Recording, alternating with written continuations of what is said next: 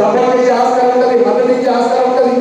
దేశంలో మళ్ళీ రాబోతుంది అధికార పార్టీ భారతీయ జనతా పార్టీ కాబట్టి భారతీయ జనతా పార్టీ అయితేనే కేసీఆర్ మళ్ళీ కొట్టాలని భావిస్తారు. కాబట్టి ఇవాళ భారతీయ జనతా పార్టీని ఓటుకోవడానికి ప్రజలు సుఖంగా ఉన్నారు. ఇవాళ మన నాయకులంతా కూడా ఇవాళ జేఏసీ నాయకులు కావచ్చు, భారత నాయకులు కావచ్చు, మీరందరూ కూడా ఐక్యతలో కలిసికట్టుగా అధికారం కన్సూమర్లో ఉందని విషయం మర్చిపోకండి. 40 ఏళ్ళు పనిచేయచ్చు, 30 ఏళ్ళు పనిచేయచ్చు. మా మద్రాసు లాంటి అధికారం రాకపోవచ్చు, కానీ ఇవాళ అధికారం దూరం లేదు, అధికారం ముందులో ఉంది.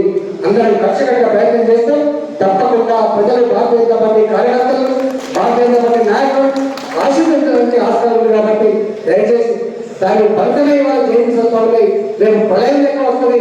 చాలా మాట్లాడుతున్నారు భారతీయ జనతా పార్టీకి లీడర్ లేదు కదా, భారతీయ జనతా పార్టీకి అభ్యర్థులు పుట్టుకొస్తారు ప్రజల నుంచి, నాయకులు పుట్టుకొస్తారు ప్రజల నుంచి.